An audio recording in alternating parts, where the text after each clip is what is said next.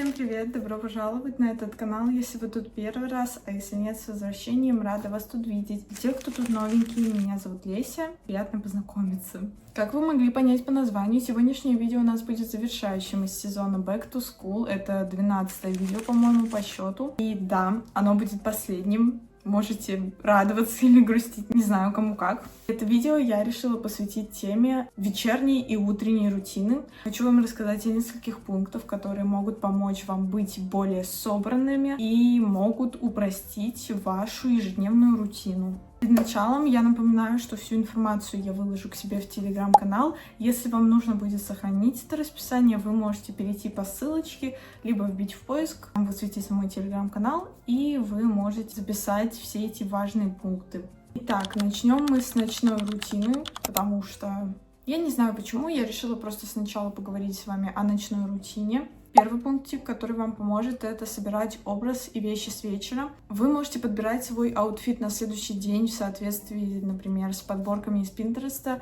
посохранять себе картинки, похожие на свою одежду, и уже таким образом составлять аутфиты на следующий день. Если вы будете собираться с вечера, то утром у вас уйдет максимально мало времени на сборы, вы сэкономите себе время и таким образом сможете его потратить на более важные для вас вещи, либо же просто подольше поспать. Также хочу сказать о том, что сумку тоже желательно собирать с вечера, потому что вы утром, получается, уже просто берете готовую сумку, где у вас все сложено, и вы точно ничего не забудете. Можно также для себя, для удобства составить список с важными вещами, которые вам каждый день пригодятся в школе. Следующий пунктик, который тоже немаловажен, по моему мнению, это уход за кожей и лицом. У меня это настоящий ритуал по уходу за собой, то есть вы можете с удовольствием потратить на это время, вы можете наслаждаться этим процессом и таким образом уделять себе несколько минут вечером, чтобы поухаживать за своим лицом и выглядеть более ухоженными на следующий день. Вы можете также, как и в ситуации с образами и сборами сумки, прописать себе продукты по очереди, как вы должны их использовать, чтобы составить какой-то свой внутренний распорядок, как вам удобнее пользоваться средствами, и каждый раз не менять очередь их использования. Лично я вечером обычно пользуюсь пенкой для умывания, каким-то гидрофильным маслом. Вообще сейчас мне очень нравится пользоваться вот таким бальзамом для снятия макияжа. Он очень прикольно выдавливается из упаковки. И, в принципе, упаковка такая вот необычная. Мне больше нравится вот такой вот формат использования. Я прикреплю для вас название здесь в уголочке. Вы можете также себе сохранить его. После снятия макияжа, я уже сказала, я пользуюсь обычно пенкой, затем тоником и какой-нибудь сывороткой для лица. Но вы опять-таки можете выработать свое расписание использования косметических продуктов, либо почитать в интернете, как лучше будет использовать эти продукты. Мне кажется, про следующий совет слышали многие, но перед сном важно минут 30 посидеть без телефона. Я этим очень сильно грешу, и когда я прям в телефоне сижу перед сном, мне очень тяжело засыпать, я очень долго засыпаю, и таким образом тратится еще больше времени на попытки заснуть, а если вы 30 минут перед сном проведете без телефона, можете даже просто книжку почитать какую-то, это еще будет лучше, чем если бы вы просто сидели в телефоне перед сном. После того же ухода за кожей вы можете поставить свой телефон в режим просто не беспокоить, чтобы не отвлекаться на какие-то уведомления, которые будут ловить ваше внимание, и вы можете потратить это время на что-то более спокойное, чем просто скроллинг ленты в соцсетях. И, собственно, за эти 30 минут ваш мозг может спокойно успеть отдохнуть от экрана телефона. Перед сном вы можете также записывать свои мысли в личный дневник или в ежедневник. Вы можете вести 2 дневника, либо же 1, как вам удобнее. С помощью дневника можно выплеснуть все свои эмоции, накопившиеся за день, либо же просто записать важные события, которые произошли в этот день. И также записывать планы уже на следующий день, на следующую неделю, чтобы точно ничего не забыть. Если же вы не пользуетесь личным дневником или ежедневником, вы можете заменить данный пункт на чтение книги. Опять-таки ваш мозг отдохнет от телефона, переключится на важные заметки, и вы будете просто читать информацию не сильно напрягая глаза. Ну, если вы читаете, конечно, при свете, а не в темноте. Также следующим пунктом советую ввести привычку ставить будильник каждый вечер, либо же поставить будильник на рабочие дни по обычному времени, как вы встаете, и на выходные дни. Обычно такая функция в телефонах есть, да, но вы можете также для своего удобства, если вам так удобней, вводить будильник каждый вечер. Но вы можете в какой-то момент забыть, и все-таки это будет опасненько немножечко. Вы проспите, забудете, что вам куда-то надо идти. Ваш сон в среднем должен длиться 8-9 часов для того, чтобы ваш мозг успешно отдохнул. Я, например, сегодня спала, знаете сколько?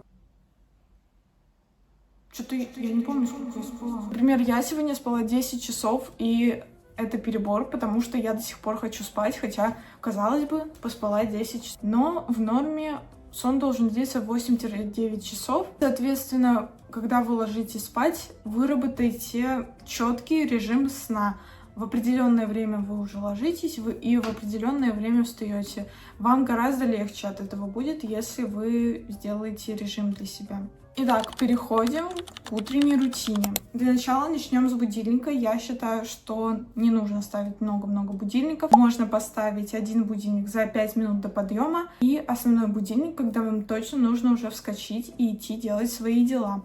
Таким образом, вы выключаете будильник за 5 минут до подъема основного и с мыслью о том, что вам можно еще 5 минут просто полежать, вы лежите, звенит второй будильник, и вы уже встаете насовсем. Не нужно ставить кучу будильников, потому что постоянно откладывать это тоже плохо. Просто вы в эти моменты, когда перерыв между будильниками, вы не спите, вы дремлете, и это тоже плохо для организма. Когда вы просыпаетесь, естественно, я думаю, первое, что вы делаете, это берете телефон и проверяете свои соцсети. Давайте отвыкать от этого, потому что это тоже плохо. Довольно большое количество времени можете на это потратить и даже не заметите, как пролетит время.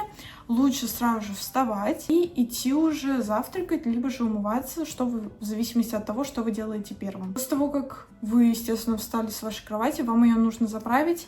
Многие говорят, что для них это неважный пункт и что они кровать не заправляют. Но, по моему мнению, это важно делать, потому что, когда кровать заправлена, вам как будто бы уже и не хочется ложиться в нее обратно. Ну, то есть хочется, конечно, но все-таки нет такого ощущения, что она готова к сну, чтобы вы легли и уже спали. Я все-таки считаю, что лучше ее заправить после того, как вы проснулись, и уже идти делать вашу утреннюю рутину.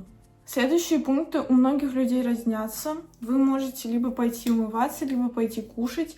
Я не знаю, вот честно, как правильнее будет, что вообще говорят врачи, как лучше сначала позавтракать или умыться.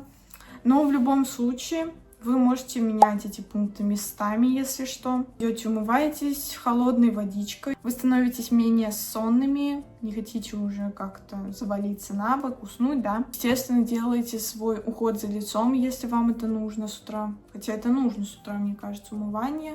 Потому что на подушке спите, туда-сюда ворочаетесь. Умыться как-нибудь своими средствами. Этап с завтраком тоже, мне кажется, такой несомнительный, скорее просто не для всех, потому что я знаю, что, например, в моем окружении некоторые люди с утра не завтракают. Я, например, очень люблю с утра завтрак. В общем, это сугубо на ваше личное мнение тоже уже, но я очень сильно люблю завтракать, и я, честно, не представляю свою жизнь без завтраков, потому что с утра я лично безумно голодная, очень хочется кушать. Обычно это какой-нибудь чай с яичницей, может быть, или с бутербродиком. Что-то такое легенькое. Тяжелое я с утра не особо люблю кушать. Еще также делаю себе иногда овсяную кашу с бананом. Вы могли его увидеть в некоторых влогах. После завтрака чистите зубки, чтобы всю эту еду убрать изо рта, чтобы очистить его перед выходом. И затем идете, делаете свой макияж или просто легкий какой-то уход за лицом. Я обычно делаю сначала тонером уход за лицом, какой-нибудь сывороткой, и затем уже наношу свой повседневный макияж. Ну и последний этап, вы просто берете свои готовые вещи с вечера, о которых мы как раз таки говорили ранее. сумку, собираете свой образ, который у вас уже подготовлен на этот день, и выходите из дома на свою учебу. На этом все. Я очень надеюсь, что вам понравилось это видео. Напишите в комментариях, отличается ли ваша рутина как-то от данного видео. Если что, это видео основано только на моем опыте и на некоторых фактах из интернета, которые я собрала. И я просто посчитала, что данный ролик будет сейчас для вас полезным и актуальным, особенно в начало учебного года. Буду ждать ваших лайков и комментариев. Очень благодарна вам за то, что вы активите под моими роликами. Мне очень приятно читать ваши комментики. Подписывайтесь на все мои остальные соцсети, они есть в описании. Также прикреплю вот тут вот на листике. Спасибо вам большое, что посмотрели этот ролик. Увидимся в новых роликах или в предыдущих. Всем пока-пока!